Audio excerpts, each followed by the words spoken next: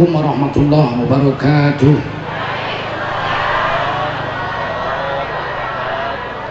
Hamdan wa syukran lillah wa salatan wa salaman ala rasulillah wa ala alihi wa sahbihi wa mawalah. Allahumma salli wa sallim ala hadhan nabiyil karim sayyidina wa nabiyyina wa habibina wa maulana Muhammadin wa ala alihi wa sahbihi ajma'in. Amma ba'du, qala Allah ta'ala fi kitabihil karim: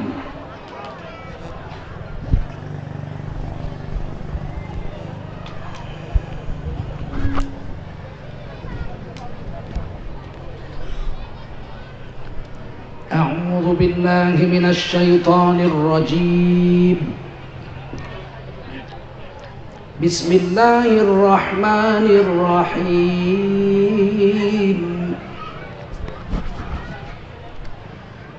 Ma kana Muhammadun aba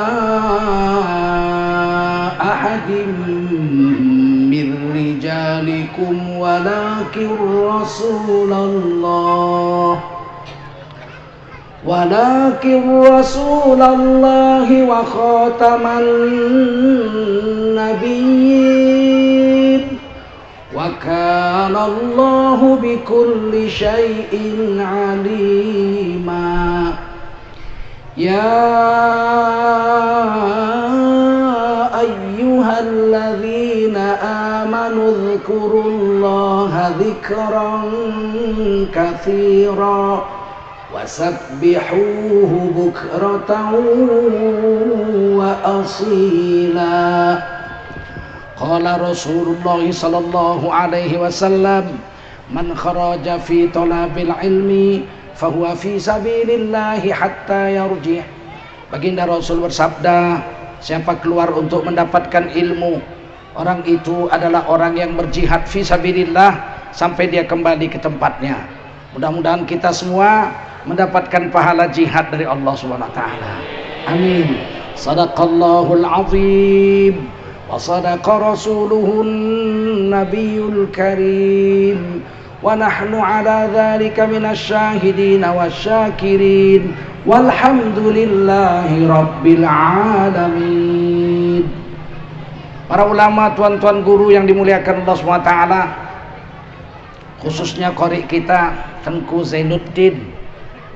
Ya. Oh, tak pakai Tengku. Zainuddin, bagus sekali bacaannya, bangga kita orang sini.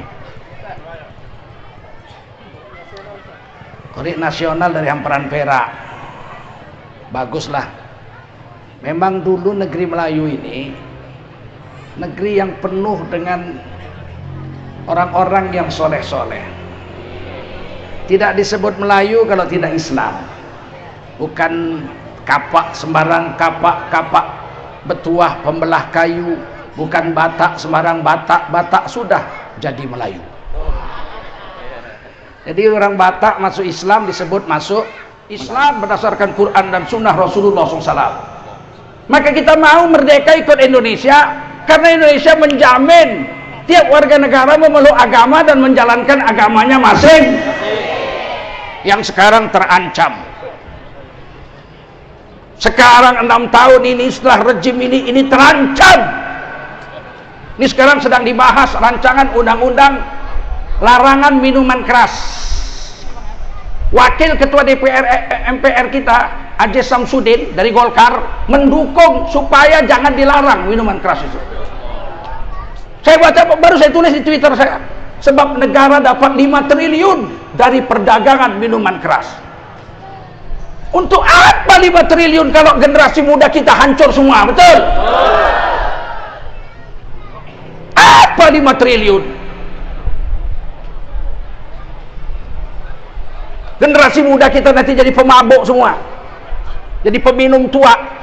Belum merdeka Indonesia, kerajaan Delhi nggak ada warung tua satu pun di negeri Delhi ini, betul? Mau dilarang kok nggak mau DPR. Maka kalian kalau milih jangan kalian pilih lagi orang-orang macam gini, paham?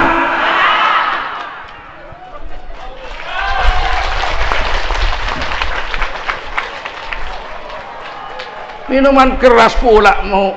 Sedangkan dilarang aja masih main belakang sama penegak hukum. Betul nggak?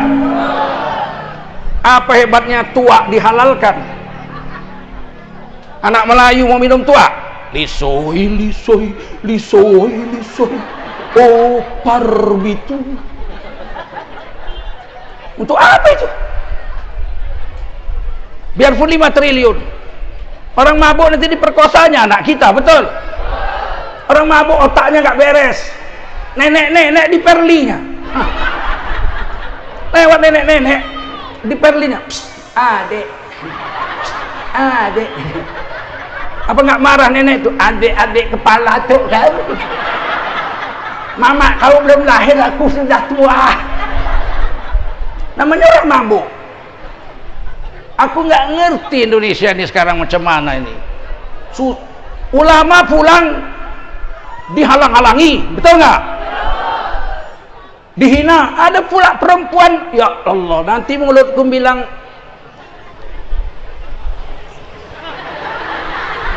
iya betul. Dibilangnya pula Habib itu tukang obat katanya, tukang jual obat. Habib tukang jual obat, kan tolol kali. Yang suka mengobat orang namanya tabib. Apa? Membedakan Habib dengan tabib aja nggak tahu. Mau cerita agama. Aduh.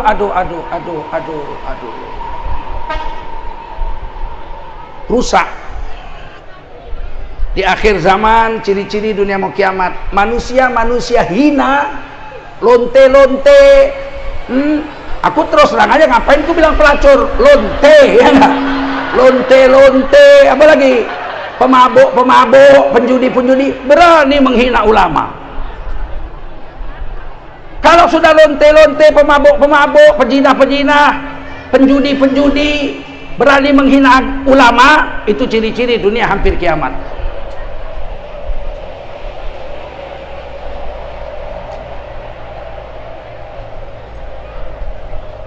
Orang-orang tua kami yang terhormat, para tengku, para datuk, tokoh masyarakat, tokoh agama, tokoh adat, tokoh wanita, tokoh pemuda yang dimuliakan Allah SWT, dan anak-anakku sekalian rahimakumullah. Wajiblah kita bersyukur pada Allah SWT. Salawat dan salam kita sampaikan untuk baginda Rasulullah SAW. Tidak ada makhluk Allah yang sama hebatnya dengan Nabi. Jangankan lebih hebat, sama hebatnya tak ada. Kalau ada makhluk yang lebih hebat dari Nabi, pastilah nama orang itu yang akan ditulis di samping nama Allah. Ternyata tidak ada. Nabi Adam berdoa, ya Allah, muliakan saya, lindungi saya dengan keberkatan Nabi Muhammad SAW. Nabi Muhammad belum dilahirkan waktu itu. Kata-kata ghafaro di situ bukan minta ampun. Nabi Adam tak berdosa. Ghafaro itu bahasa Arabnya artinya ada paling tidak ada yang hebat itu dua. Kalau kotor dicuci, nah itu artinya istighfar, ghafaro. Tapi kalau bersih dilindungi, itu ghafaro juga. Kalau kotor dicuci, itu istighfar. Kalau sudah bersih dilindungi supaya jangan kotor, itu istighfar juga. Macam ibu-ibu masak makanan ditaruh di atas meja supaya jangan diganggu lalat, jangan diambil kucing, ditutup pakai tudung saji. Menutup makanan dengan tudung saji itu istighfar namanya, ghafaro. Paham? Kalau baju saya kotor dicuci, itu ghafaro, istighfar. Setelah dicuci, disetrika, dibungkus plastik, digantung di lemari, membungkus plastik supaya jangan kena abu, itu namanya istighfar juga, ghafaro. Jadi kalau Nabi Adam, Nabi Muhammad, Nabi Yunus, Nabi apa saja yang katanya astagfirullahaladzim, minta ampun, bukan karena berdosa, bukan, tapi minta perlindungan supaya sampai hari kiamat tetap agung dan mulia. Begitu. Paham? Ini orang Islam bilang Nabi Adam makan buah khuldi kemudian dibuang ke dunia maka berdosa. Kapan pula ada nabi berdosa? Tak ada pohon tidak bergetah meskipun birah dengan keladi. Tak ada insan yang tak bersalah kecuali Rasul dengan Nabi. Rasul dengan Nabi tak ada bersalah. Kenapa kalian bilang Nabi Adam berdosa? Ditamparnya nanti dia di kiamat mencong menurut Tuhan. Jangan lancak, jangan ngaji dari Kristen. Kita ngaji dari ulama, paham? Di dalam tafsir Sawi halaman 11 jilid pertama, Imam Sawi mengatakan, kafir orang yang mengatakan Nabi Adam berdosa memakan buah itu. Jangan main-main. Justru dimakan Nabi Adam buah itu supaya Nabi Adam turun ke dunia jadi khalifah. Kalau tak dimakannya tak turun Nabi Adam, betul? Kalau tak turun Nabi Adam, mana ada ibu-ibu nih semua? Bisa lahir kita kalau nggak ada Nabi Adam. Turun ke di surga mana bisa beranak, betul? Mana ada orang di surga beranak? Jalannya itu. Karena Nabi Adam itu dijanjikan inni ja'ilun fil ardi khalifah. Memang sebelum dijadikan Nabi Adam itu sudah dijanjikan untuk jadi khalifah di dunia. Di mana? Fil ardi khalifah, di dunia jadi khalifah. Tiba-tiba kata Allah, wala taqraba hadhihi syajarah. Jangan kalian berdua, Nabi Adam dengan Siti Hawa, jangan dekati pohon ini. Ini dulu kampanye tahun 77 dibacakan ini ayat ini oleh paman saya Tengku Yafid Sam. Wala taqraba hadhihi syajarah. Jangan kau dekati pohon Golkar ini. Pohon beringin ini. Fatakuna minadh dhalimin, nanti sengsara kalian dibikinnya. Dulu dilarang, nggak boleh kampanye pakai ayat. Aku ingat kali karena tahun 77 sudah ikut kampanye P3 saya sama Ibu Nurainun nyanyi supaya kelihatan besar karena masih SMP, pakai celana panjang. Karena badan awak tinggi dibilang orang udah mahasiswa, padahal masih SMP. Tidak peduli aku. Tapi sekarang P3 mengecewakan, dibelanya Ahok. Ya, P3 bela Ahok loh. Ya, di Medan dia bela Sihal Sitorus. Akhirnya gambar Ka'bah ada di Kedai Tua. Dilisui kawan lah. Lisui. Nggak konsisten, betul. Bahasa Arabnya nggak istiqomah. Bahasa Indonesia pelintat pelintut. Betul. Gara-gara duit aja. Hah? Gara-gara duit. Oh bukan Pak, ikhlas lillahi ta'ala. Bela Ahok ikhlas lillahi ta'ala. Bela Ahok ikhlas lillahi ta'ala.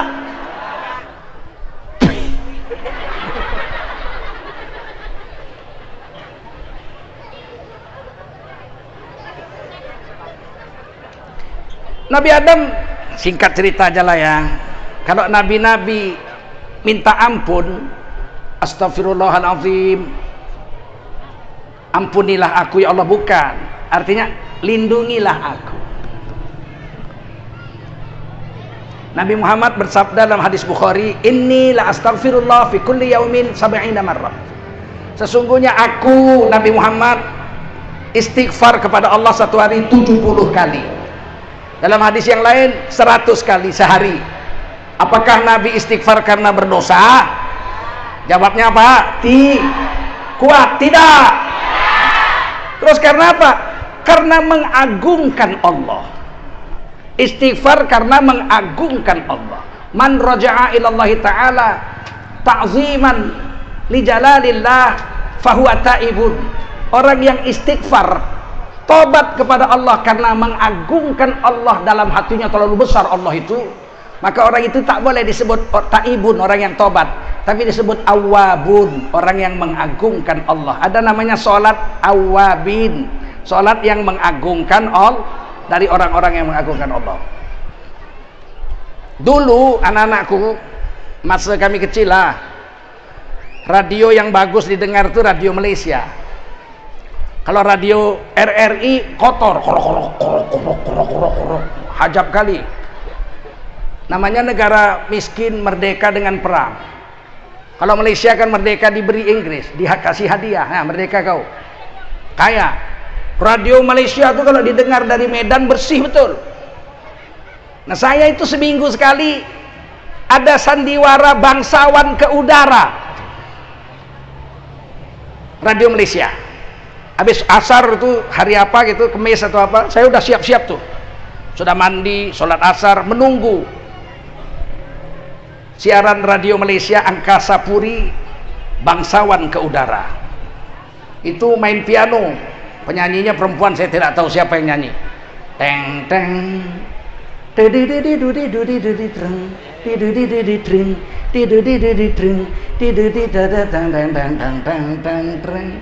konon katanya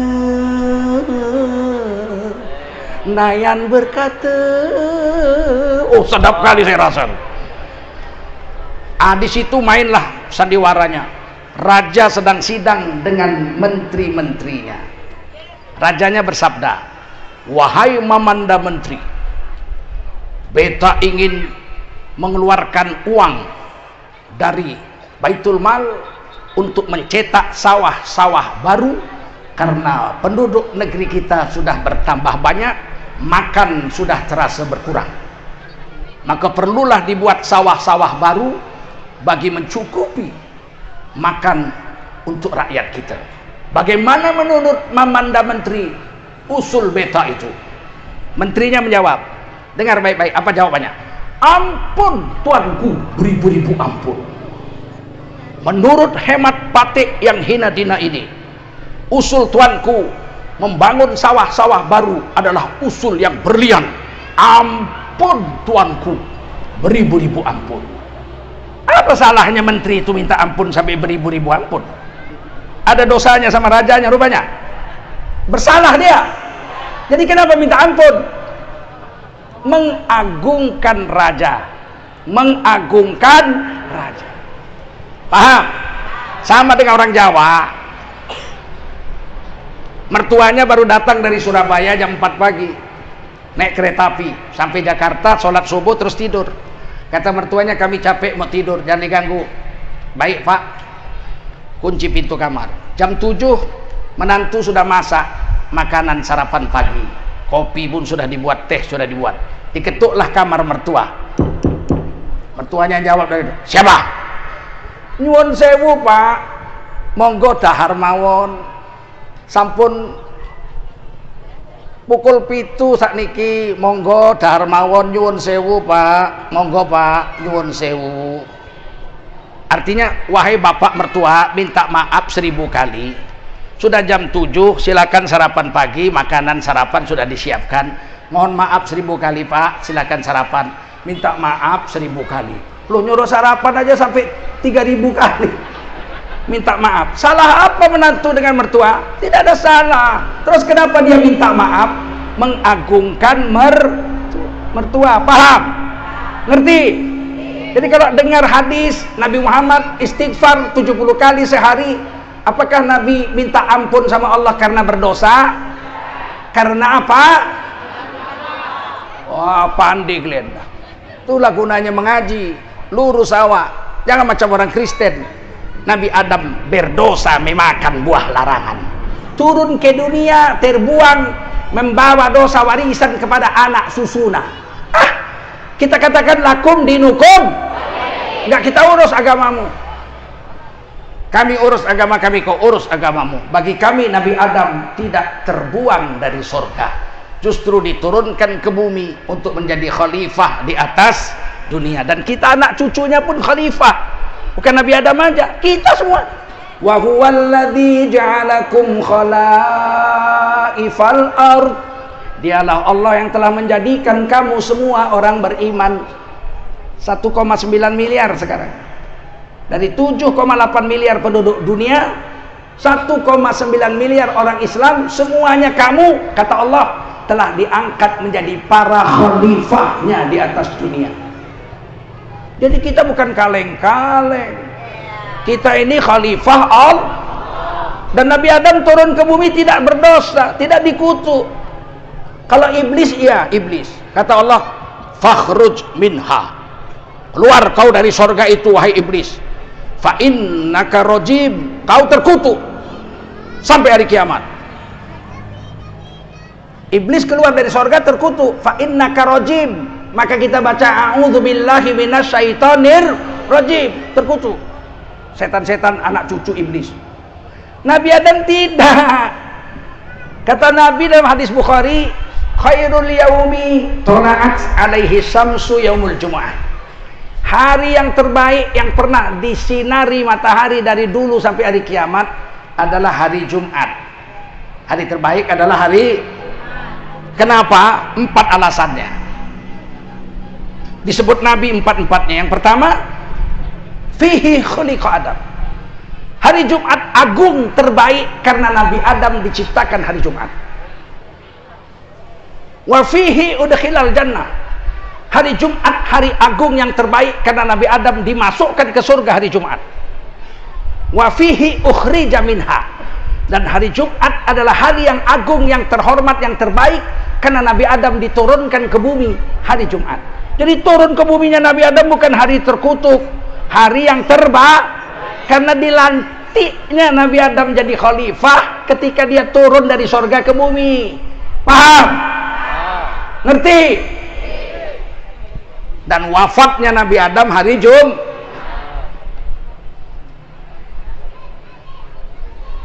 Berhenti mengatakan Nabi Adam berdosa. Nabi Adam itu di hari kiamat ketika manusia dibariskan, beliau diperintahkan Allah untuk mengambil 1 dari 1000 orang yang beragama Islam tentunya. 1 dari 1000 orang diambil untuk kawan beliau dalam surga. Setiap 1000 ambil 1. Setiap 1000 ambil 1. Itu syafaat Nabi Adam. Setiap 1000 1 anak cucunya. Dari zaman Nabi Adam sampai hari kiamat 1000 ambil 1. Kalau kita bilang Nabi Adam berdosa, mau dia ngambil kita. Baris kita tengok, oh ini yang bilang aku berdosa nih, dari Amparan Perak nih, Titi Payung. Diambilnya kita masuk surga, nggak ditepaknya kepala kita. Itu Nabi Adam 1001. Setiap 1001. Kalau Nabi Muhammad semua. Syafaati li ahlil kabair min ummati yaumal qiyamah. Pertolonganku, syafaatku kusimpan, kata Nabi. Nanti di hari kiamat akan kuberikan kepada umatku yang ahli dosa besar. Tak ada orang sehebat Nabi.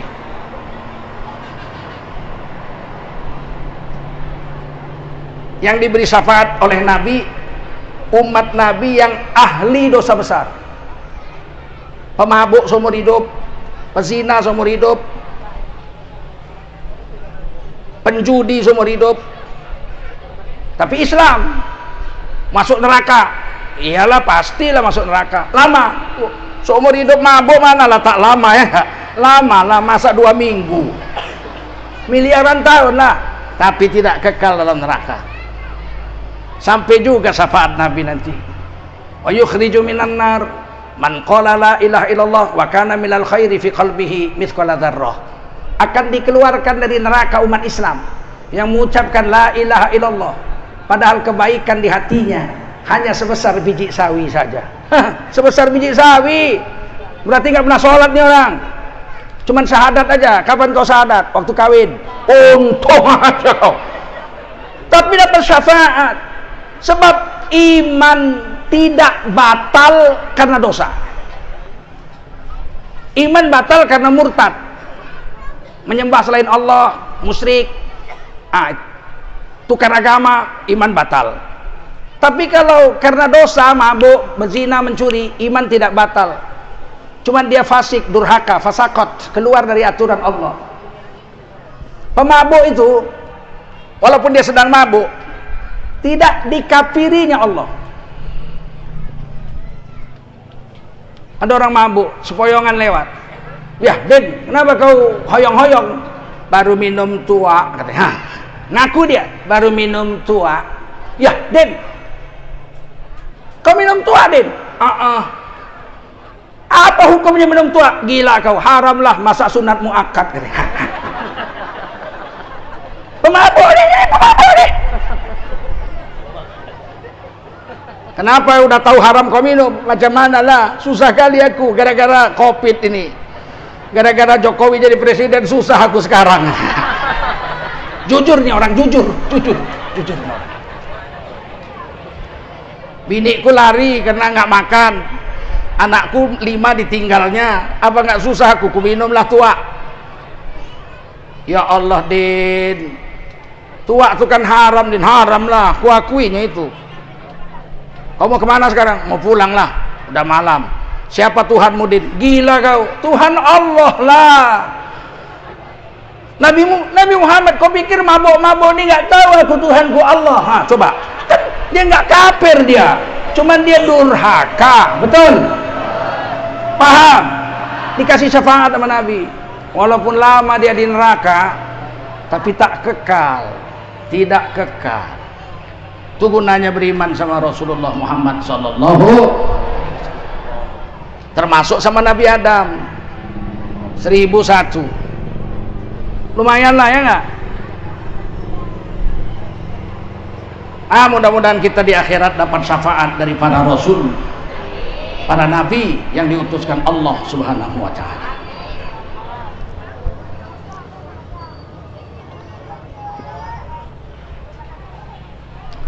Allah sudah mencukupi nikmat untuk kita. Kalau nikmat jasmani, nikmat badan kita tak usah khawatir, sudah cukup. Dicari atau tidak dicari, rezeki yang sudah ditetapkan Allah itu pasti datang. Itu pasti datang orang sekarang. Rezeki memang ditetapkan Allah. Tapi kalau tidak dicari, kalau tidak kerja, mana dapat rezeki? Siapa bilang rezeki mesti dikerjakan baru dapat? Rezeki itu datang kerja atau tidak kerja? Setuju? Enggak Pak, rezeki itu memang ditetapkan Allah, tapi iya, Allah ditapikannya. Allah ditapikannya. Yang boleh ditapikan manusia, makhluk. Kalau Allah jangan kau tapikan. La ilaha ini dinapikan. Selain Allah nggak ada yang hebat, nggak ada yang kuasa, nggak ada yang berhak disembah. Diisbatkan satu aja, illallah, kecuali jangan kau tapikan Allah. Iya Pak, memang rezeki Allah yang atur, tapi iya, kalau kita nggak kerja mana dapat rezeki? Siapa bilang? Berapa banyak orang tidak bekerja dapat rezeki? Siapa itu?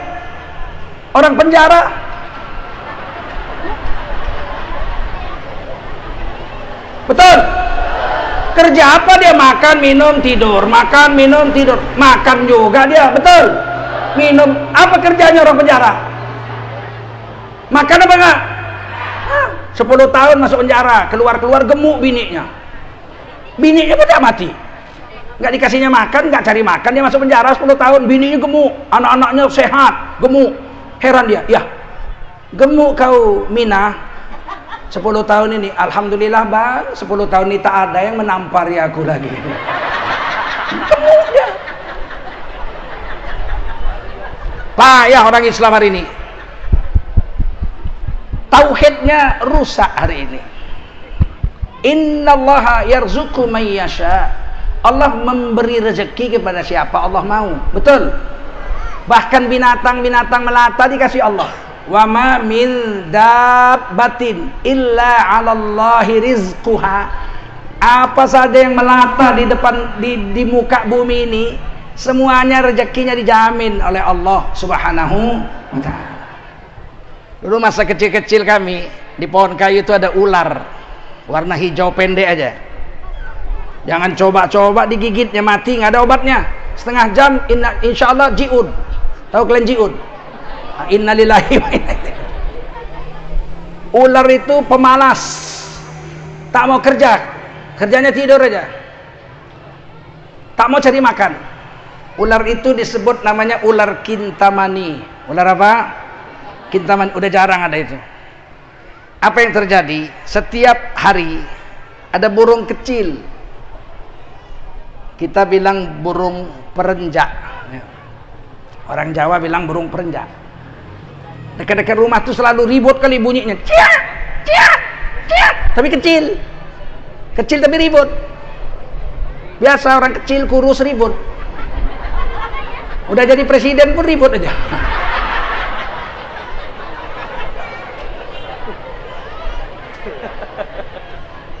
Ada aja masalah. Kerjanya apa? Bawa ulat-ulat, memberi makan ular itu. Ular itu tinggal buka mulut. Datang lagi burung lain. Jadi dia makan ular itu, burung yang membaginya makan. Berapa hebatnya Allah Subhanahu wa taala menjamin rezeki.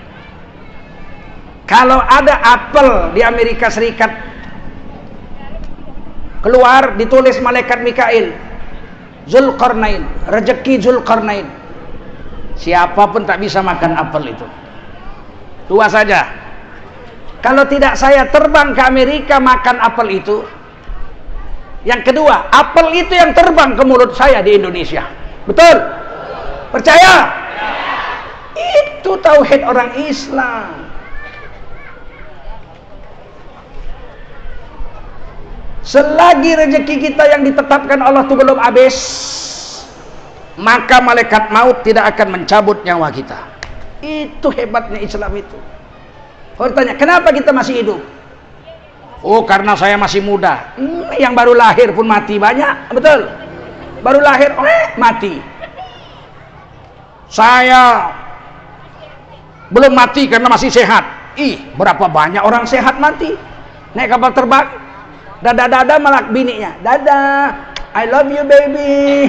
Terbang cit, hilang, tak balik lagi. Betul? Berapa banyak orang sehat mati? Berapa banyak pula orang sakit tak mati-mati? Dah sakit tempat tidur 2 tahun.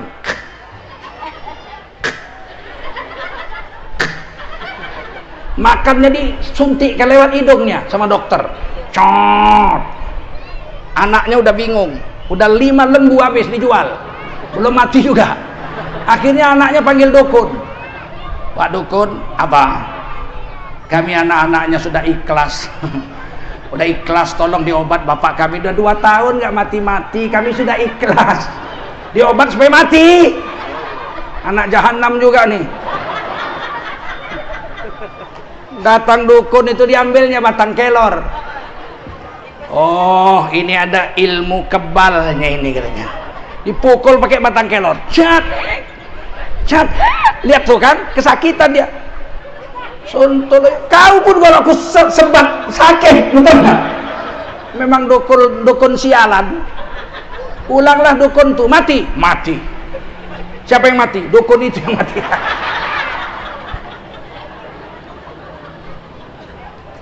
Kenapa dia belum mati? Karena rezeki yang disediakan Allah untuk dia belum habis. Ini hadis qudsi, Allah yang berfirman. Bukan hadis biasa, bukan hadis Nabi, hadis qudsi. Allah berfirman, anna nafsan lan tamut hatta tastakmila rizquha. Nyawa siapapun tidak terkecuali, nyawa siapapun tidak akan dicabut malaikat maut, tidak akan jumpa dengan kematian sampai seluruh rezeki yang disediakan Allah untuknya habis, diambilnya semua, baru mati. Ada malaikat yang mencarikan rezeki kita, yang di laut dikeluarkan, yang di langit diturunkan, yang di bumi ditumbuhkan. Nama malaikatnya Mikail. Siapa? Orang Inggris menyebutnya Michael. Malaikat Michael, the angel Michael.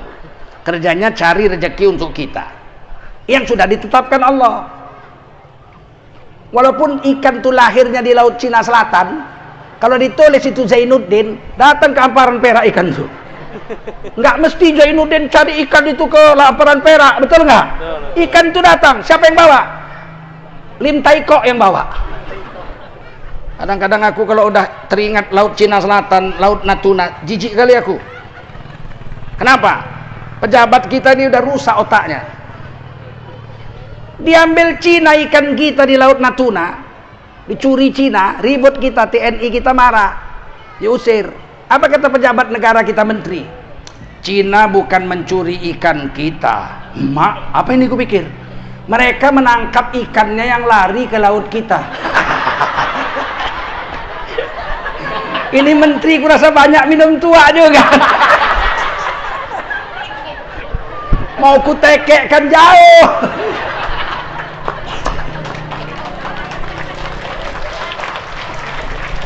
Ini gara-gara kalian salah pilih presiden kalian. Tak apapun kalian pilih dia kemarin. Tanggungkan kalian lah sekarang. Rasakan. Sedap. Sedap. Nah, pilih lagi anaknya.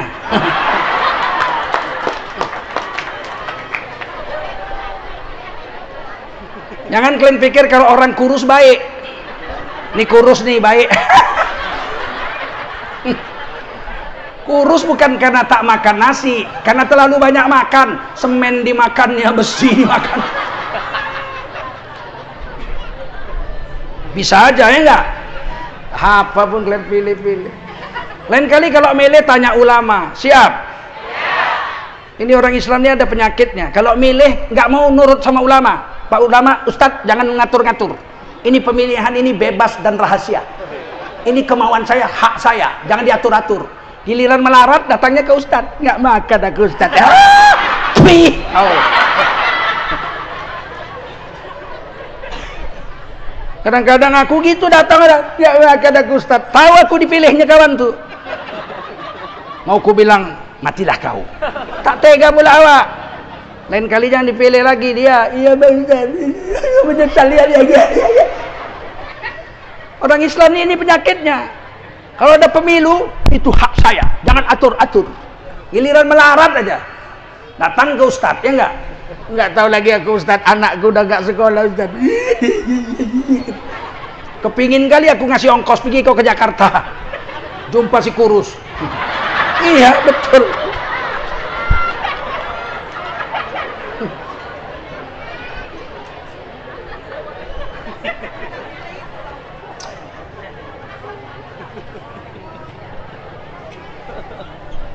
Kalau rezeki untuk saya sudah habis,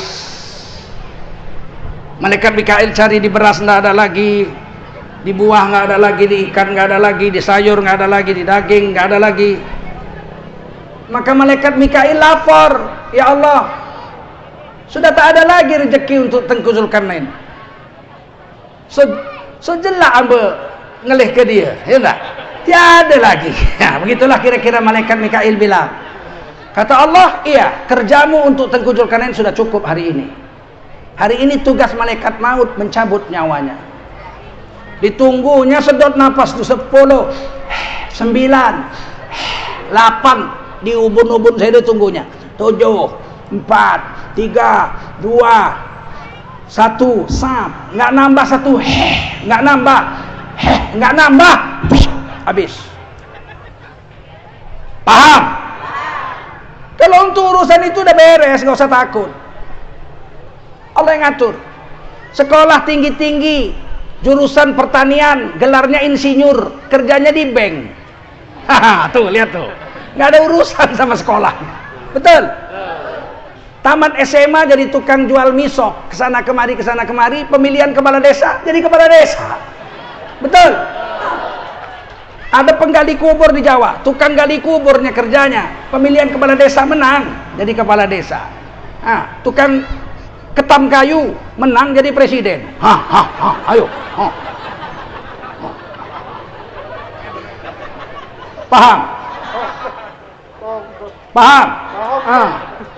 Amin Rais profesor doktor, dosen 32 tahun, sekolah di Amerika, kampanye keliling Indonesia, enggak menang jadi presiden. Betul. Gus Dur entah sekolah apa kita pun nggak tahu. Sakit lagi matanya jadi presiden. Ditanya wartawan, Gus kenapa sampean bisa jadi presiden? Dia jawab apa? Ya enggak tahu, orang saya diangkat. Apa itu enggak terbukti bahwa Allah yang mengatur rezeki? Betul. Kurang yakin juga. Sekarang kita yakin nggak? Sudah, kalau untuk urusan itu nggak usah takut.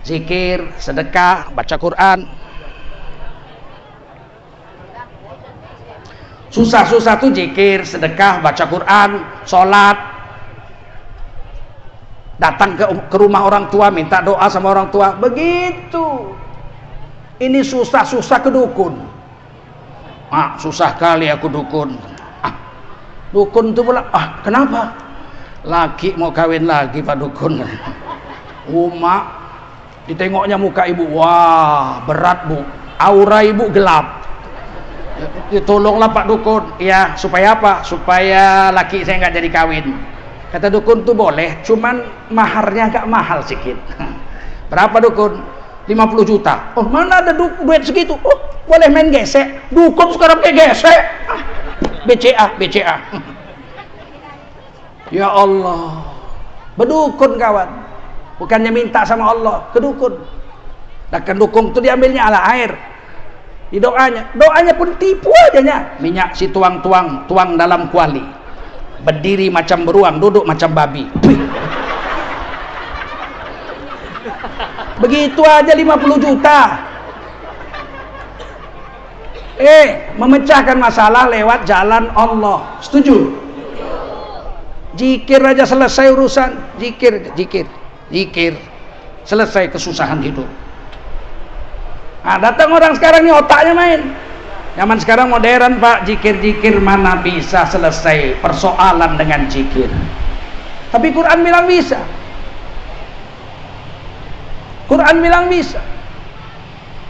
Ya ayyuhalladzina amanu dzkurullaha dzikran katsira.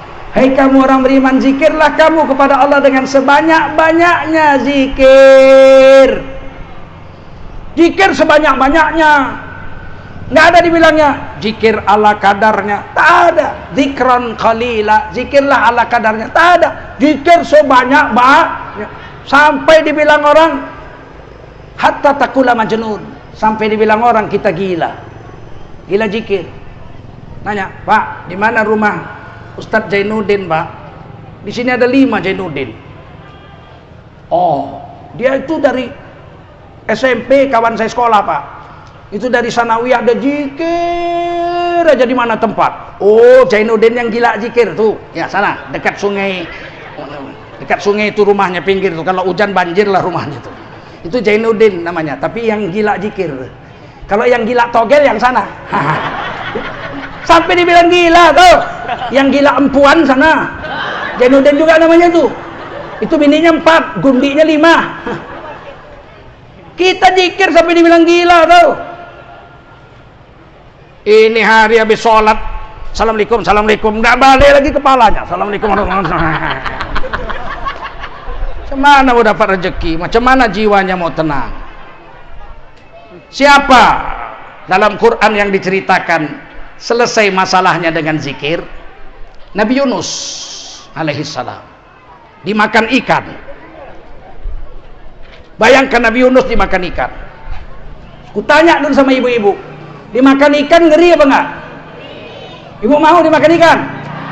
Mana lebih baik? Punya suami bengek atau punya suami dimakan ikan?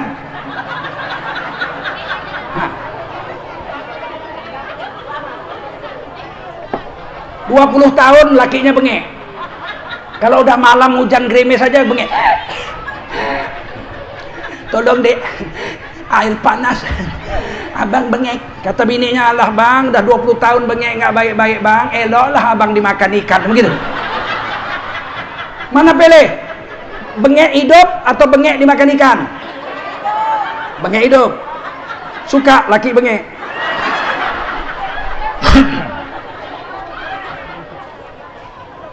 Nabi Yunus dimakan ikan. Tidak dicabutnya pisau, di pinggangnya ada pisau. Ditusuknya jantung ikan itu biar mati, dibelahnya perutnya keluar dia berenang. Kalau itu dilakukan Nabi Yunus mati. Karena ikan itu tidur di dasar laut 40 hari. Tidak diambilnya tongkatnya, ditusuknya jantung ikan, dibukanya mulut ikan, keluar beliau dari dalam perut. Kalau itu dilakukan dia mati. Karena ikan itu tidur di dasar laut 40 hari setelah menelan Nabi Yunus. Apa yang dibuat Nabi Yunus 40 hari dalam perut ikan? Zikir, ikut zikir. La ilaha illa anta. Subhanaka inni kuntu minadz zalimin. Tiada Tuhan sesembahan selain Engkau. Dekat kali Allah dibilang Engkau, seolah-olah ada di depannya. Tidak dikatakan Nabi Yunus la ilaha illa huwa, tiada Tuhan selain Dia, jauh betul. Ini seolah-olah di depan, la ilaha illa anta. Sesungguhnya kata Nabi Yunus, tiada Tuhan selain Engkau ya Allah. Subhanaka, maha suci Engkau. Inni kuntu minadz zalimin. Aku dimakan ikan bukan salahmu ya Allah, tapi aku yang salah. 40 hari nggak makan nggak minum, zikir aja. Tiba-tiba ikan itu bangun berkeliling samudra, kemudian dia singgah ke kampung Nabi Yunus di Irak, Nawewah. Dimuntahkannya Nabi Yunus di pantai kampung halamannya. Coba, udah 40 hari nggak makan, dalam perut ikan hancur nih kulit-kulit, daging sudah masak, kena asam lambung ikan, tergeletak di pasir, duduk pun tak bisa. Jangankan berjalan, duduk pun tak sanggup. Apa yang terjadi? Dalam tafsir Khazin diceritakan, ada kambing sedang menyusukan anaknya di atas bukit.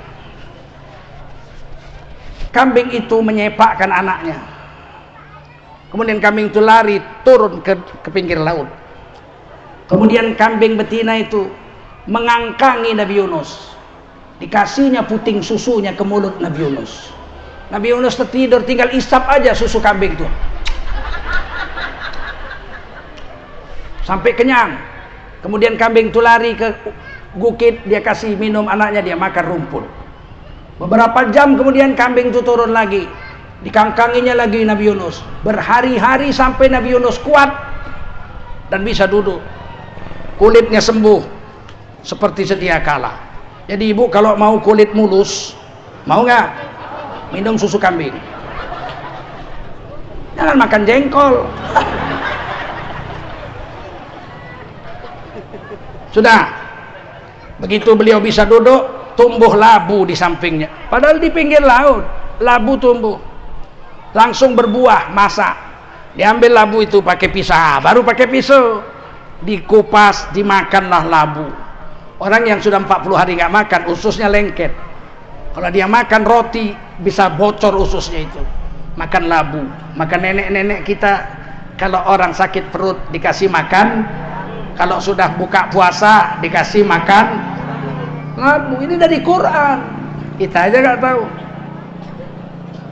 Kemudian beliau pulang ke kampungnya, satu kampungnya yang kafir semua udah masuk Islam. Semua persoalan diselesaikan Allah dengan zikir dalam perut ikan 40 hari. Dari sinilah orang mengambil suluk. Apa? Suluk 40 hari. Makannya pun nasi aja sama sayur rebus saja. Datang kita suluk, dibantunya makan udang galah. Mana dapat bego. Suluk tuh nggak makan, nggak minum, awak puasa, betul. Kalau Nabi Yunus betul-betul tak makan, betul-betul tak minum. Datang kambing, nah, coba kita ada kambing menyusukan anaknya, usir anaknya, tidurlah di bawahnya, coba isaplah. Kalau nggak dipijak-pijak kambing itu kita. Tapi hari ini kita nggak yakin, kita memecahkan masalah tidak lewat agama. Hari ini kita masalah, pecahkan masalah lewat cara dunia, cara Yahudi lagi. Indonesia susah menyelesaikannya, utang pakai riba. Baru kemarin malam saya baca, tadi malam, Menteri Keuangan Republik Indonesia Sri Mulyani mendapatkan bantuan hutang dari Australia 15 triliun. Utang kok bantuan, utang kok bantuan. Udahlah utang wajib dibayar pakai bunga lagi, ya enggak? Itu bantuan apa mencekik? Kok bodoh ya doktor S3, nggak tahu dia utang itu mencekik, dibilangnya bantuan. Karena nggak yakin dengan agama, betul?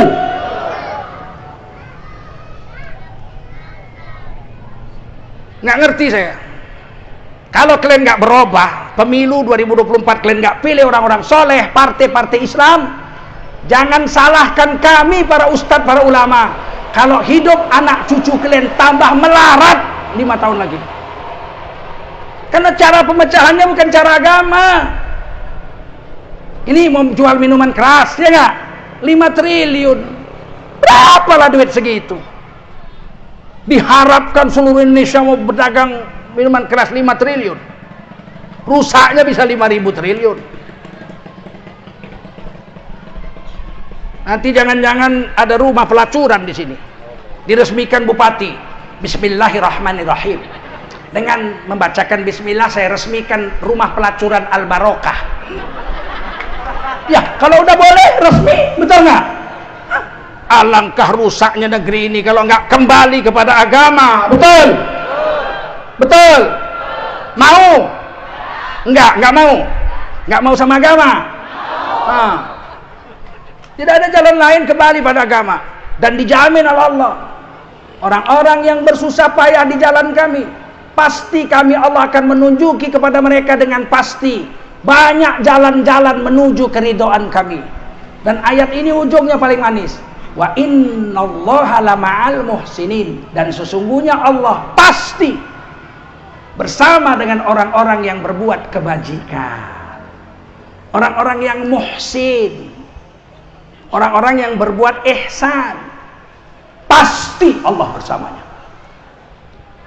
Jadi kalau kita mau diridai Allah, pilih jalan agama. Kata Allah, ini ihsan ya. Ihsan itu baik ya. Wa qadha rabbuka alla ta'budu illa iyyah. Dan diwajibkan Allah atas kamu untuk menyembah Allah saja, tak boleh sembah yang lain. Setuju? La ilaha illallah. Ucap semua. Wabil walidaini ihsana. Ini kata Allah gini, dan kepada kedua ibu bapak wajiblah berbuat ihsan, berbuat baik. Apakah ihsan? Kalau saya ada uang beli rumah tipe 54, kemudian bapak ibu saya miskin nggak punya rumah, saya belikan rumah tipe 54, saya belum berbuat ihsan. Loh.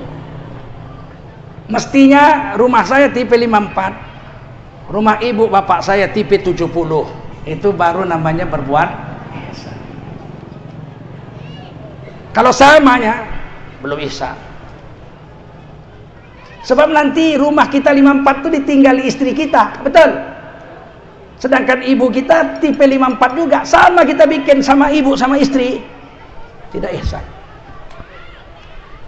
Laki-laki, mana laki-laki nih? Nih, laki-laki kalian, laki-laki, jangan kalian lebihkan istri kalian lebih dari ibu kalian, nggak ihsan kalian.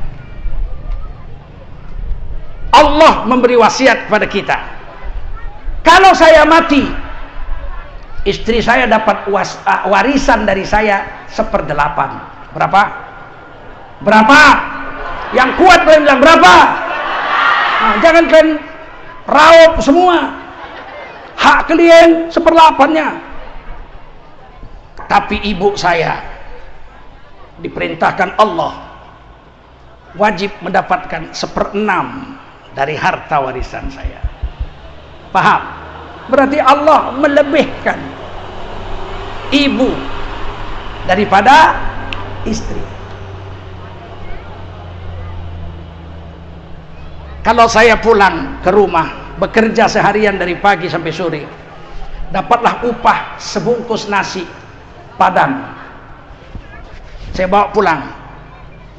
Sampai di rumah, saya kasih istri saya, makanlah kami, istri anak saya makan, taruh dalam talam, makan nasi bungkus, 1 bungkus untuk istri, istri bagi untuk anak dengan saya. Satu hari saya pulang bawa nasi bungkus, sampai di rumah saya mau kasih istri, ada ibu saya di situ. Ibu Umi, iya nak, datang Umi, baru aja nak. Masya Allah Umi, jangan tanya udah makan, jangan. Umi udah makan kan? Nah, jangan. kapan pulang? Aduh, baru datang Umi sudah ditanya, jangan, kasihkan nasi bungkus itu sama Umi. Masya Allah, Umi datang, ya Umi, ya ini nasi bungkus Umi, makanlah. Kalau nasi bungkus itu saya kasih sama istri, saya dicatat oleh malaikat Tengku Zulkarnain anak durhaka. Dan anak durhaka kekal dalam neraka selama-lamanya, kecuali ibunya memaafkan salahnya. Paham? Kasih nasi bungkus itu sama ibu, Umi ini nasi bungkus, makanlah Umi. Sisa Umi saya, baru istri saya makan. Paham? Kok kemarin? Paham? Nah, kalian ini kadang-kadang susah kalian. Mertua kalian anggap saingan. Banyak perempuan sekarang mertuanya dianggapnya seperti madunya. Enggak di sini, sana. Kalau di sini sama aja. Lagi menyapu halaman dia. Turun dari sudako ibu mertuanya. Lagi senyum-senyum, nyanyi-nyanyi. Aku masih seperti yang dulu. Tengoknya mertuanya datang, hilang senyumnya. Ini si tuani tahu aja kalau tanggal 3 lakiku sudah gajian. Mesti mau minta duit suamiku ini. Begitu datang ibunya, assalamualaikum nak. Waalaikumsalam. Datang mama, kapan pulang? Langsung kapan pulang. Dia bukan mau minta duit suami ibu. Mertua ibu itu mau minta duit sama anaknya. Paham? Cuman anaknya ibu rampok jadi suami. Kemana lagi dia minta kalau nggak sama anaknya? Betul? Nah, mungkin dia minta ke Jakarta sama si kurus.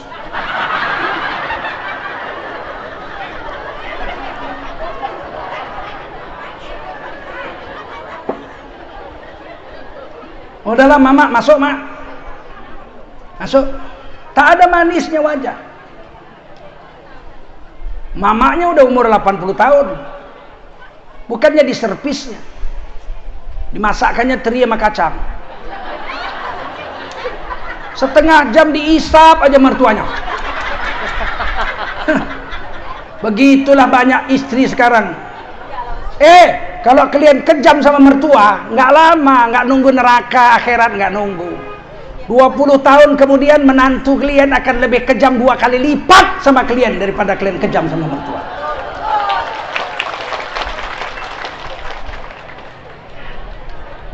Kita laki-laki, kalau hari ini kita makan kenyang nih, hari Sabtu nih ya, makan kenyang satu hari ini kita makan kenyang nih sama anak bini kita.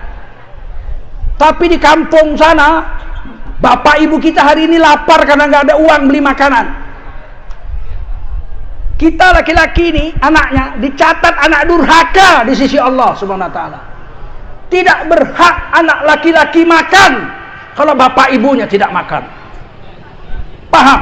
Saya ulangi nih. Tidak berhak anak laki-laki makan kalau bapak ibunya tidak makan.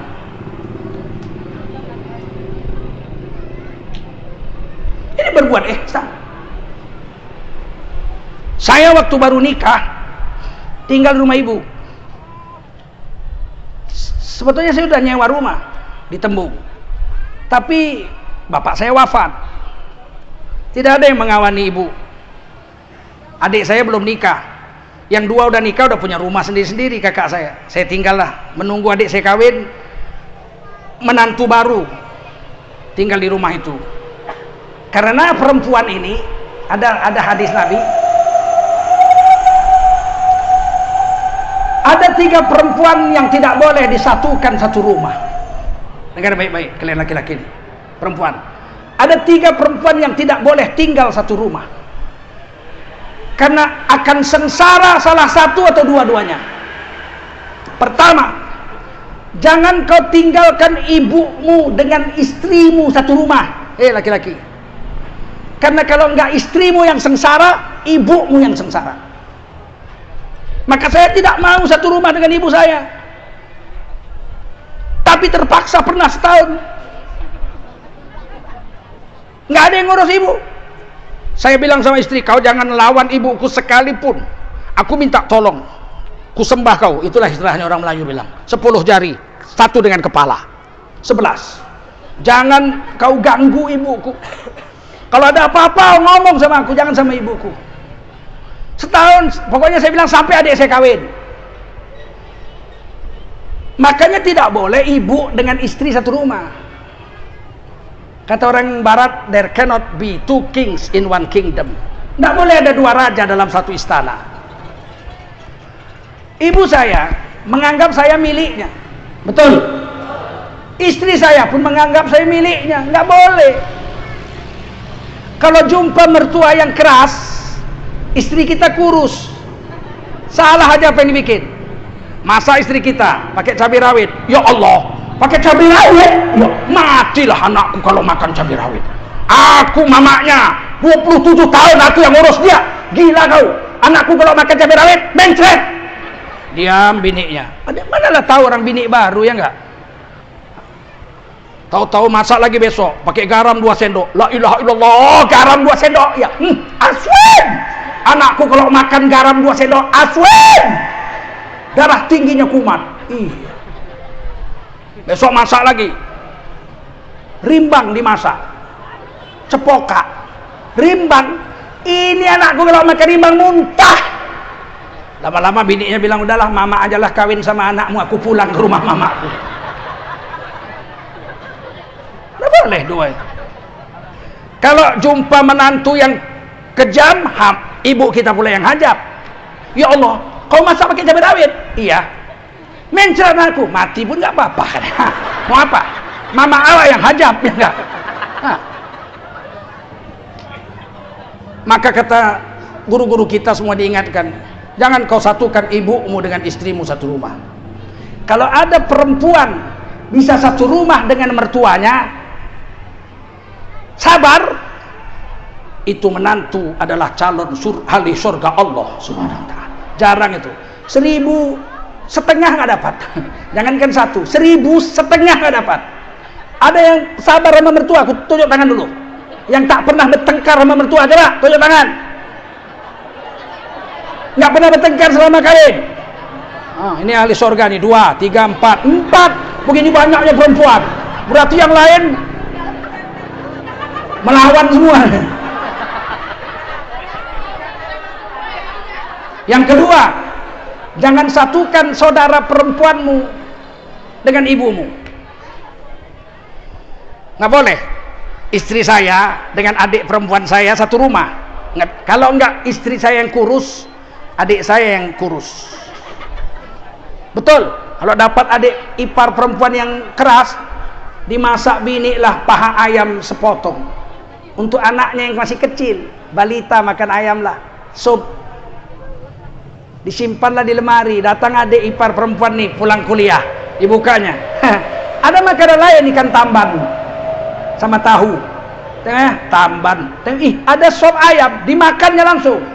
Kakak perempuannya bilang, iparnya bilang, ya Allah kok dimakan ayam itu sop untuk anak kita yang baru kecil ini, yang baru 2 tahun, dia harus minum kuah sup. Tak ada uang, cuman sepotong bisa dibeli. Diam kau, ini duit abangku ini. Kurus bini kita. Jumpa bini yang buas, udah mau begitu tengoknya adik iparnya pulang, dikuncikannya lemari kantonginya. Adikmu makan, mana kunci kak? Pinggir sungai itulah kau cari katanya. Tidak boleh 2 perempuan di satu rumah. Yang ketiga yang tidak boleh satu rumah, ingat nih, laki-laki, jangan kau satukan istrimu dengan istrimu satu rumah.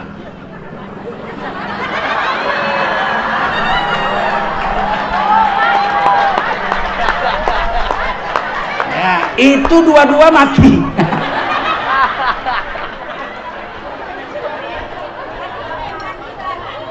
Ini susah, laki-laki ini susah nih. Laki-laki ini asal udah kaya sikit aja pasti itulah. Enggak orang awam, enggak ustad. Apa kabar ustad? Alhamdulillah. Ya, kenapa ustad? Bini udah 3. 3 bini ustad. Sunnah. Sunnah kepala tuh kan? Iya, kadang-kadang jengkel aku. Kapan Nabi memadu istri pertama? Kutanya dulu, kapan Nabi memadu istri pertama? Ibunda Khadijah dinikahi umur 40, wanita tercantik dan terkaya. Nabi umur 25, 25 tahun perkawinan berlangsung. Siti Khadijah umur 65, Nabi umur 50. Siti Khadijah wafat di pangkuan Nabi sebagai satu-satunya istri, tidak dimadu. Kalau Nabi Muhammad nafsunya besar, mengikutkan hawa nafsu, tak mungkin Nabi bertahan dengan seorang istri sampai umur 65. Betul? Kutanyalah dulu, perempuan umur 65 masih seksi apa enggak? Oi, jawab yang kuat, seksi apa enggak? Pastilah udah kiwir-kiwir. Tapi Nabi bertahan dengan istri satu. Maka kalau mau kawin 2, 3, 4, jangan bicara-bicara sunnah. Kawin aja. Berapa bini Pak? 4. Sunnah? Bukan. Kenapa? Nafsuku besar. Udah, titik. Jangan bawa-bawa sunnah. Betul? Kalau 1 kurang, ku agak 4 ku bikin. Jangan sok-sok, aku kawin 4 karena sunnah Nabi. Nanti mati di akhirat jumpa Nabi, ditanya Nabi, berapa bini kau? 4 ya Rasul, karena sunnahku atau karena nafsumu? Ditepuknya mencong udah. Tak usah lagak lah. Laki-laki ini itu penyakitnya itu, selalu udah kaya sedikit aja, tambah bini. Dibikinnya hebat kali. Umur 30 bisa lah, masih gagah. Umur 50 udah begini jalan tuh.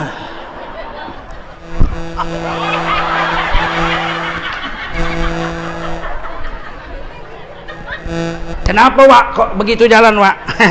Weh, orang terlalu congok ah.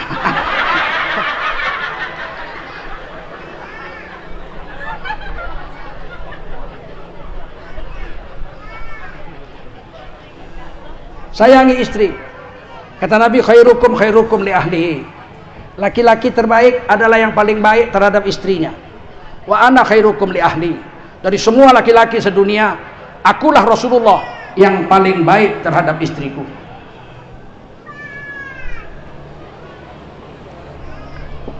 Paham? Hunna libasul lakum, istrimu itu pakaianmu, hai laki-laki. Wa antum libasul lahun, dan kamu adalah pakaian istrimu. Elok-elok dijaga baju awak supaya enggak terhina awak. Kalau pakaian saya datang kemari robek-robek, yang dihina orang bukan baju saya. Yang dihina orang siapa? Pakaian kita. Istri ini pakaian kita ya laki-laki. Kalau dia rusak, yang dihina orang bukan dia, kita. Bini kita pinggir jalan nyusukan anak. Lewat orang, emak jang kata orang. Lewat yang lain, iya. Lewat lagi, mak.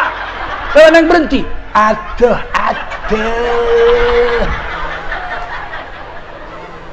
Kumpul di warung teh minum kopi. Kau tengok tadi, bini siapa lah itu? Yang salah lakinya, betul. Bini siapa lah itu, bodohnya lelakinya kata orang. Dia yang bayar mahar, orang yang mendelik nih. Dijaga bini ini.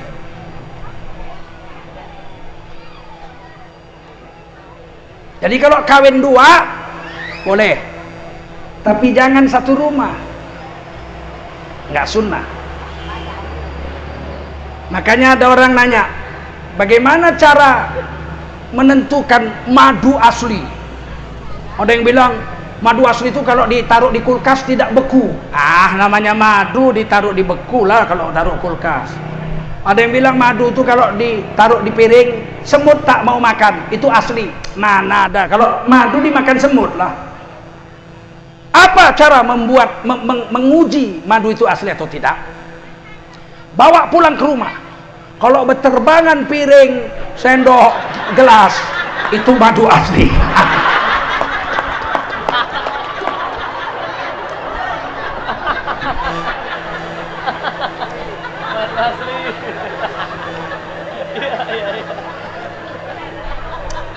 Saya bilang sama istri saya, satu hari hujan gerimis, ibu saya memandang ke jendela, banyak bunga-bunganya. Dia banyak menanam bunga mawar, melati. Dia urus sendiri ibu saya itu. Dia lihat berbunga musim hujan. Saya dari kamar keluar, saya panggil istri saya. Sini dek. Apa bang? Siapa perempuan itu? Yang mana? Itu yang lihat bunga itu. Mana? Itu yang sedang memandang bunga di halaman itu. Kata saya, Umi. Umi? Iya, Umi siapa? Umi abang. Umi saya? Saya bilang, iya, Umi apa? Umi saya? Iya. Saya pesan kepadamu, dek, satu pesan. Jangan kau bertengkar sama dia. Kalau sekali kau bertengkar sama umiku itu, sempat umiku marah, dia bilang, Naim, kau pilih binimu atau kau pilih aku nak? Pasti ku pilih ibuku, kau ku tinggal. Pucat istri saya. Pucat, gemetar dia. Abang nggak sayang sama awak? Ku bilang, beribu-ribu bunga di taman, hanya setangkai bunga idaman. Oh. Tapi ingat, jangan bertengkar dengan umiku. Sebab Allah meletakkan umi setelah Allah. Setelah menyembah Allah, berbuat baik sama ibu bapak. Nggak bisa kau saingi ibuku. Sabar. Alhamdulillah, setahun adik saya kawin, kami pindah buat rumah kami di tempat dekat-dekat lah, nggak jauh dari situ. Sampai ibu saya wafat, tak pernah sekalipun istri saya bertengkar sama ibu. Kadang-kadang ibu saya salah, tahu saya ibu saya salah, marah-marah ibu saya sama istri saya lihat gitu, dimarah-marahin. Istri saya bilang, iya umi, maaf umi. Padahal saya tahu ibu saya yang salah. Saya tunggu aja, saya biarin aja. Iya umi, maaf umi, maaf. Ya udah, pergi kau. Pergi ibu saya istri saya ke kamar. Saya ikuti. Diambilnya, dibukanya lemari, diambilnya anduk, ditutupkannya ke mukanya, menjerit dia sekuat-kuatnya. Supaya jangan dengar. Saya peluk dari belakang. Sabar sayang, itu ibu saya. Tak lamanya hidupnya. Sabar. Sabar. Kalau kau sabar, aku akan berbuat baik kepadamu seumur hidupku. Ibu saya wafat 98 bulan Ramadan. Dan sampai sekarang saya tidak kawin lagi. Padahal banyak yang minta. Namanya Ustadz, ya enggak? Ada yang bilang sama saya, bang, kawini saya bang. Saya orang kaya, rumah saya besar, kebun saya banyak. Kawini saya cuma mau abang jadi imam saja bang Ustadz. Tak usah cari makan, saya yang kasih makan abang. Ku tengok mukanya, ku bilang apa? Tak ada harapan. Kenapa? Masih hidup yang sana. Kalau dia masih hidup, kau tak ada harapan. Meskipun solehah aku, biarpun kau solehah, nggak ada harapan. Sebab istriku itu pernah berkorban perasaan jiwa dan raga dengan ibuku. Macam mana aku balas itu? Perkawinan kami sudah jalan 27 tahun lebih. Hampir 28 tahun. Setiap hari perkawinan saya selalu ingat. Hari lahir sering lupa. Hari ulang tahun saya sering lupa. Kalau nggak diingatkan nggak ingat. Tapi kalau hari perkawinan dengan istri saya ingat. Saya selalu beri hadiah khusus hari perkawinan. Kadang-kadang peyek. Ya. Hadiah khusus kan begitu ya. Kadang-kadang pecal. Istri saya tidak mau emas, tidak punya emas, tidak pernah pakai bedak. Perkawinan saya bawalah tempat tidur, meja hias, Quran sebagai mahar. Saya ingat betul, 500 ribunya biaya kami kawin. Dibelikanlah bedak kamai. Bedak kamai 5.000 rupiah. Sama lipstik segala macam. Sampai berjamur bedak itu tak dipakai tau. Istri saya nggak pernah pakai bedak, nggak pernah pakai lipstik seumur hidupnya. Memang nggak suka pun saya. Tapi masya Allah, sakit pun saya diurusnya. Saya pernah dikirimi racun, setahun harus makan bubur. Bubur itu harus di blender lagi. Aduh, lebih parah dari muntah kucing. Setahun, 2 jam sekali, 3 jam sekali disuap. Ku pejam aja mata. saking jijiknya. Sabar kali, setahun sembuh, udah bisa makan nasi. Aku bilang, aduh kalau beginilah baiknya bini, masih di madu juga, memang jahanam lelaki. Ulang tahun ke-27 perkawinan saya di Padang, nggak bisa pulang, sedang dakwah. Sedih hati saya ambil kertas, lepas sarapan pagi saya karang lagu untuk istri saya. Saya ngarang lagu 20 menit, 15 menit jadi. Nggak perlu masuk hutan, keluar gunung 15 hari. Itu bukan penyair, itu pemabuk. Saya karang lagu jadi, masuk mobil, saya bilang sama panitia, syuting. Pakai HP saya syuting. Saya mau kirim lagu untuk istri saya. Ulang tahun perkawinan ke-27, ke-28 belum? Mau dengar? Dengar baik-baik, jangan ribut-ribut. 27 tahun kita telah bersama, harungi samudra kehidupan. Kadang ada suka, kadang ada duka, bunga hidup berumah tangga. Maafkan bila ku terlanjur, maafkan bila banyak murka, maafkan bila banyak hak tak tertunaikan.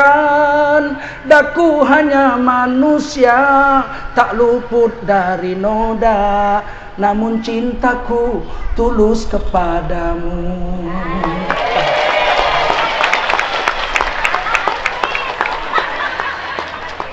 Begitu jadi kirim pakai WhatsApp, nggak sampai 5 menit dibalas istri saya, gambar nangis. Indahnya rumah tangga, ya nggak? Kami tidak kaya, makan kami rebus-rebusan aja. Istri kami keturunan Sunda, orang Banten. Makannya rebus saja. Sekali-sekali lah lalap. Saya orang Melayu, biar rumah runtuh asal gulai loma. Mula-mula kawin tuh tak sedap kurasa, betul. Udah pulang awak dari kampus USU ngajar jam 2:30. Sampai di rumah kata istri saya, sebentar ya bang, dimasak dulu sayurnya, majang. Udah 2:30 dimasak. Pakai kompor sumbu lagi. Jam 3 baru sampai. Sekali kuliah apa? Sawi hijau direbus. Jengkelnya lah. Makan juga Pak. Besok itu lagi, yang lain lagi. Aku bilang, ini makanan kambingnya ini, aku bilang. Dibantinya nangis. Kami makan sepiring berdua. Makanan kambing nih, aku bilang. Nangis dia. Entah apalah dibikinnya, entah di doanya malam, entah di ludahinya. Sayur tuh.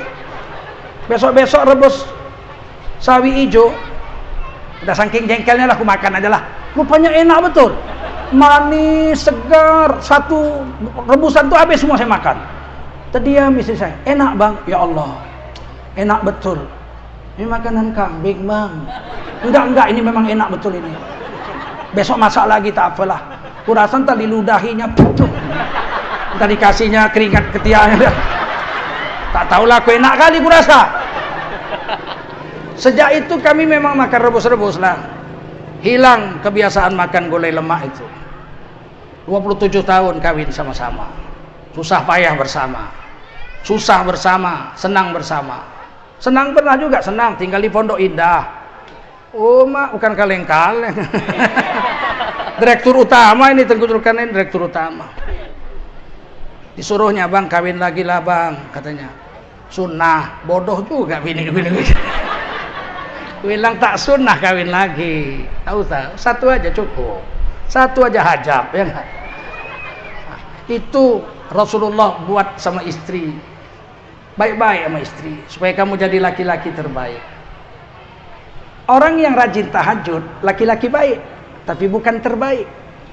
Laki-laki yang rajin puasa Senin Kemis, laki-laki baik, tapi bukan terbaik. Laki-laki yang rajin sedekah, laki-laki baik, tapi bukan yang terbaik. Siapa laki-laki terbaik? Khairukum li ahlihi. Laki-laki terbaik adalah yang paling baik terhadap istrinya. Nabi itu manggil istri itu bukan namanya. Ibunda Khadijah dipanggil Habibi, kekasihku. Ya Habibi, Habibah, ya Habibi, alangkah manisnya. Coba kalau kita panggil istri kita, sayang, pulang kita sayang, alangkah bangganya istri saya itu.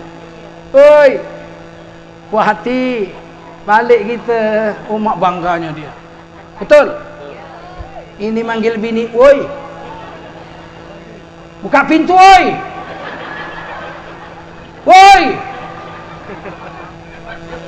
datang tamu, woi, bikin kopi, woi, 2, woi, yang banyak gulanya, woi. Untung bininya nggak nyaut, gula habis, woi, beli dulu, woi. Kenapa mesti manggil woi? Panggil sayang yang buka pintu, yang bikin kopi, yang kan enak. Orang barat, Inggris, Amerika, kafir mayoritas, tapi manggil bininya kayak Rasulullah, my darling, sweetheart, honey, my love, baby, I love you baby. Inggris, Amerika. Kita orang Islam 7 keturunan manggil istri apa? Woi. Bininya kecil, unyil, buka pintu.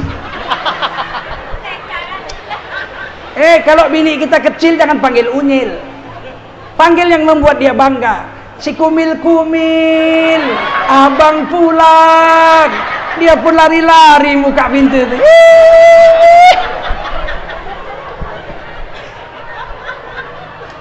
Itu pakaianmu itu, betul.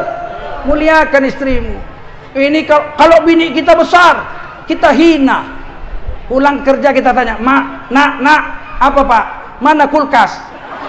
Di sebelah bapak itu, bukan ini, kulkas yang bisa jalan-jalan. Mana ada? Mamamu. Dihinanya istrinya di depan anak-anak. Kalau manggil Siti Aisyah radhiyallahu anha Nabi, bukan dipanggil ya Aisyah, ya Humairah, wahai si pipi merah, wahai si pipi merah. Kan bangga. Coba kita mau pulang, istri kita lagi ngaji, kita bilang pipi merah, pulang kita sayang. Pura-pura nggak dengar bini kita itu. Si pipi merah, pipi merah siapa? Abang, pulang kita sayang. Kan bangga dia. Ini tembem, pulang kita tembem. Ditanya kawannya, siapa tembem? Ya, 7 lubuk 9 kolam. Mana yang dalam belum ku tahu. Ku ceraikan yang buruk, dapat yang lombam. Mana betuah belum ku tahu. Jangan dihina istri-istri, itu pakaian kita. Betul? Panggil dengan yang membangga. Jangan kita manggil sayang udah terlambat. Ada veteran perang RI, umur 82 tahun. Habis upacara bendera, jumpa kawannya umur 78. Dia tanya, tinggal kau lah yang hidup. Iyalah bang, aku aja lah, yang lain udah game semua bang. Pejuang kemerdekaan. Kata yang 82 tahun nih, mau singgah ke rumah, minum kopi kita, dekatnya rumah. Singgahlah. Sampai di rumah, yang 82 tahun itu memanggil istrinya, sayang, buatkan kopi sayang, pakai susu. Ini si Udin datang nih, kawan abang berjuang dulu.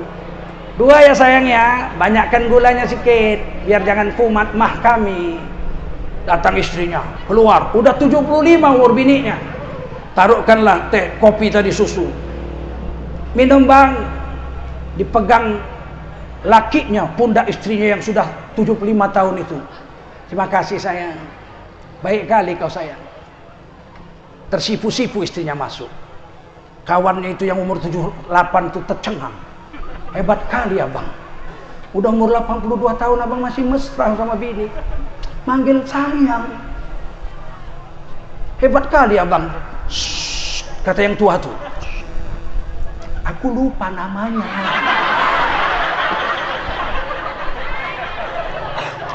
Terpaksa aku panggil sayang. Kalau aku tanya siapa namamu, ditepak aja lagi pak. Paham? Sayangi istri, sayangi anak. Mudah-mudahan kita dunia bersatu, di akhirat kita akan bersatu.